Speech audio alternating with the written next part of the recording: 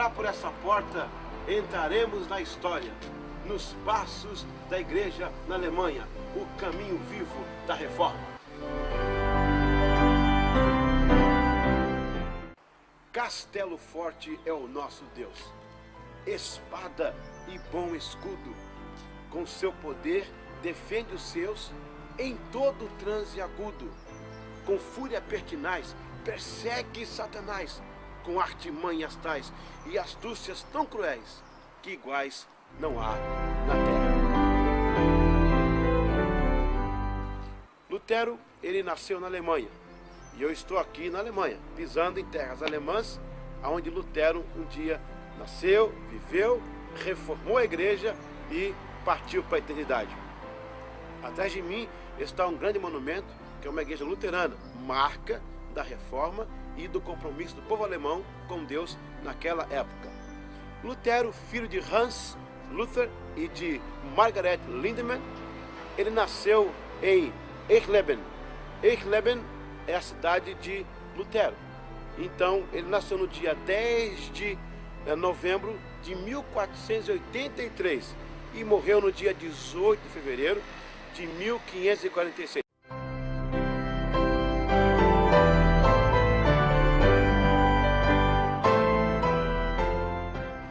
Lutero mudou-se para Mansfield, onde o seu pai foi trabalhar nas minas de cobre.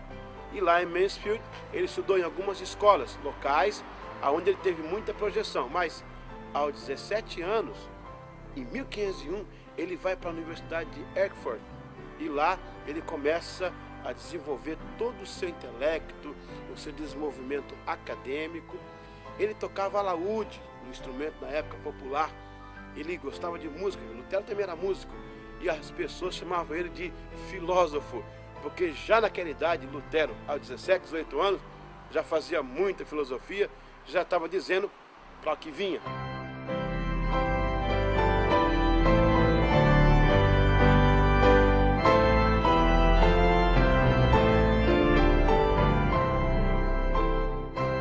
Bom, Lutero ficou ali naquela universidade, viveu naquela região, e um dia Lutero estava passando numa rua e veio um raio, um estrondo, um raio em cima dele, e ele grita: socorre-me, Santa Ana, se me livrares, serei um monge.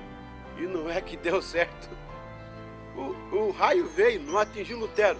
Ele ficou preocupado com a oração que ele fez. Sabe o que ele fez? Deixou a universidade, deixou tudo o que estava fazendo para se dedicar ao ministério. Ou seja, ele foi para estudar, ele vendeu os livros, ele jogou os livros para as pessoas, doou, fez tudo e foi então para ser monge, dado aquela oração. Bom, eu não vou dizer que Santa Ana respondeu a oração de Lutero, isso não existe, mas o raio pelo menos serviu para despertar um chamado no coração dele. Eu espero que nenhum raio tenha que cair para despertar você também, não é?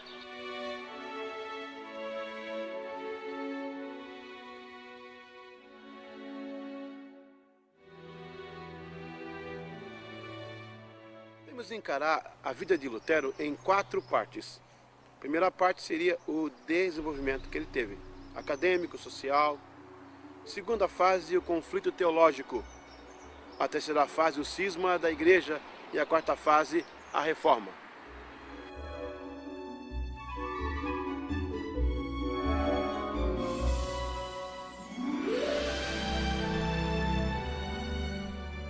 Em 1508, Lutero vai lecionar na Universidade de Wittenberg. Olha, já naquela idade, um moço aplicado a formar opiniões. É nessa época que ele também visita Roma. Senhoras e senhores, ele ficou decepcionado com o que ele viu. Já começou ali alguma coisa.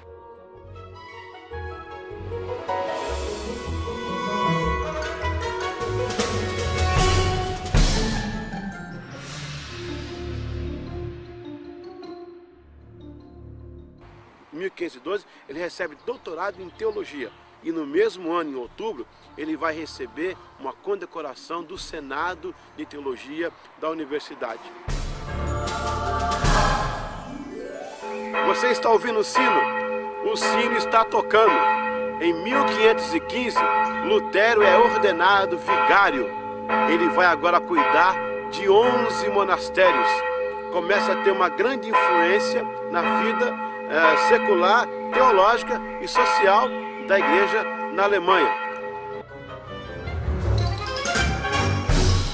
Agora vai aparecer no cenário um homem chamado Johann Tetzel. Johann Tetzel. Este homem foi contratado da Igreja Católica para começar a levantar fundos para a construção lá no Vaticano, lá em Roma, e, afinal, injetar dinheiro na Igreja Católica. Então eles começaram a criar uma coisa chamada indulgência. Indulgência era o grande negócio da época, porque você compraria a sua salvação. Lutero uma vez ficou chateado porque ele encontrou um homem bêbado na rua, ia conversar com o homem, descobriu que o cara tinha comprado a indulgência para ele, até para o cavalo. Isso feriu a teologia de Lutero, porque Lutero, na verdade, também foi um grande filósofo teológico. Para você ter uma ideia, Lutero já tinha um compêndio de teologia sistemática. Gente, naquela época era um avanço muito grande. Uma pessoa já ter uma teologia sistemática, não tinha esse nome, teologia sistemática. Mas Lutero já tinha alguma coisa nesse ponto. Então ele discordava disso. Esse Johann Tetzel começou a divulgar a indulgência, levantar recursos para a Igreja Católica vendendo salvação.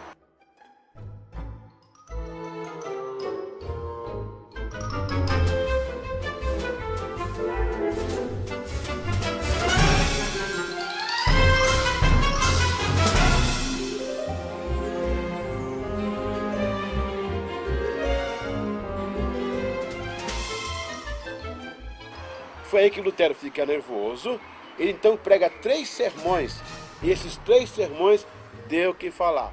As pessoas comentavam, chegou no ouvido do Papa, o Papa Leão X, na época de Lutero. E olha, gente, isso custou muito a Lutero. Isso custou demais a Lutero, a sua vida, foi uma perseguição muito forte, mas ele não desistiu do seu legado. É claro que no dia 31 de outubro de 1517, Lutero pregou 95 teses. Ele criva lá na porta do castelo de Wittenberg. Agora, uma coisa que a história tem que corrigir, que se fala muito, é que Lutero pegou as 95 teses, bateu na cara do Papa, fez aquele negócio. Não, gente. O castelo de Wittenberg tinha uma porta onde era colocado os anúncios da região. Vende-se uma casa. Hoje seria vende-se um carro. Então colocava lá. Lutero apenas fez as 95 teses, contrapondo todo esse movimento de indulgência da Igreja Católica. Ele crava as 95 teses lá, e aí, meu irmão, começa a reforma. Meu Deus, deu muito o que falar.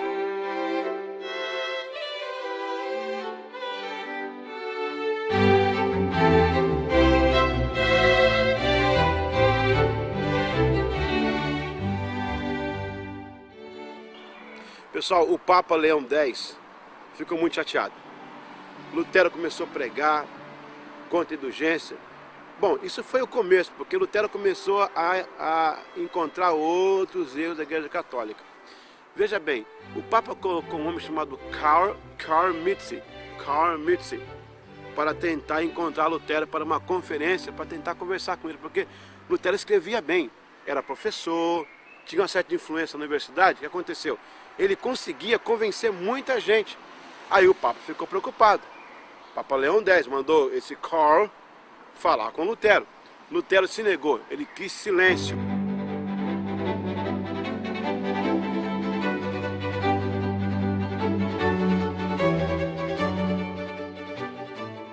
Mas depois, alguém incitou um amigo de Lutero, Eck. O nome dele era Eck.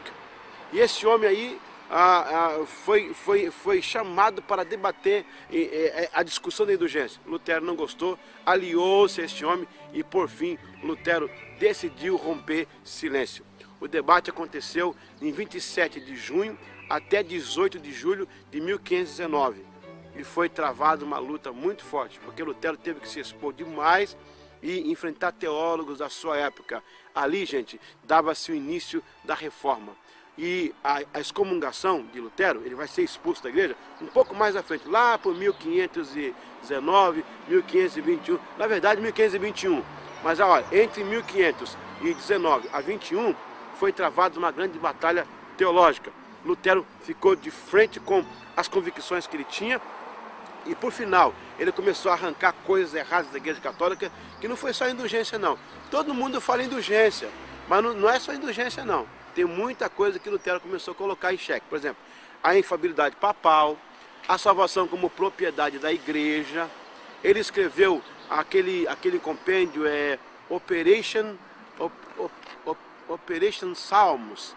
Então, ele escreve muitos compêndios para tentar trazer a teologia de volta para o seu lugar e contestar a sua época. Não foi fácil para ele.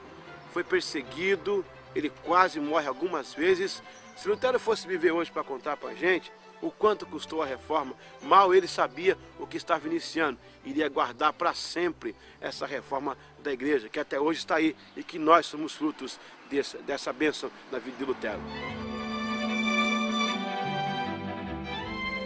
O Papa Leão X, em 1518, ele tenta programar alguns debates com Lutero e dá-se início grandes movimentos para que se debata essa questão da indulgência, a infalibilidade papal e a salvação como propriedade da igreja, e aí vai. Na verdade, eles tiveram algum tipo de tentativa de convencer Lutero. Por exemplo, no dia 15/6 de 1520, foi tentado conversar com Lutero, foi feito muitas coisas para que ele pudesse repensar sobre isso aí. Mas Lutero ficou mais bravo. Aí que Lutero começou a ficar bravo. Então, em 1520, ele escreve o seu grande tratado, que é a nobreza da cristandade da nação alemã. Com essa nobreza cristã da nação alemã, ele consegue conquistar quem? O povo e uma parte dos políticos da época, dos regentes da época. Ele vai iniciar agora uma carreira paralelamente política, não que fosse a ideia de Lutero. Mas, na verdade, gente, não teve como. Não teve como. Todas as tentativas foram feitas, mas não deu. No dia 3 de janeiro de 1521, Lutero é excomungado. Ele é excomungado, é expulso da Igreja Católica, e aí começa uma verdadeira luta. Vai entrar aí uma sessão em que no dia 22/12 de 1521, isso mesmo, 31/12 de 1521, é criado a dieta de Worms. A dieta do Worms, ou Worms, eu não sei falar alemão, mas é isso aí. O imperador Carlos V, ele então chama Lutero para se expor diante das autoridades agora. Agora já era igreja, já era o Estado, tentando tirar Lutero de todo esse emaranhado de coisas para defender as suas teses. Lutero ele encontra muita gente, muitos teólogos da época, lá joga uns livros em cima da mesa para ele tentar explicar. Jogaram lá um calhamaço de livro na mesa para ele. Lutero, se explica aí agora, lê essas coisas, eu quero que você se explique. Ele fala, não, eu preciso orar, eu preciso tirar um tempo. Ele vai para um canto e vai buscar a Deus, para que Deus dê a ele sabedoria para enfrentar. Um homem sozinho até aquela altura. Graças a Deus, alguns companheiros começaram a cercar, como vai ser o caso de Frederico o Sábio. Esse foi um homem muito importante na vida de Lutero.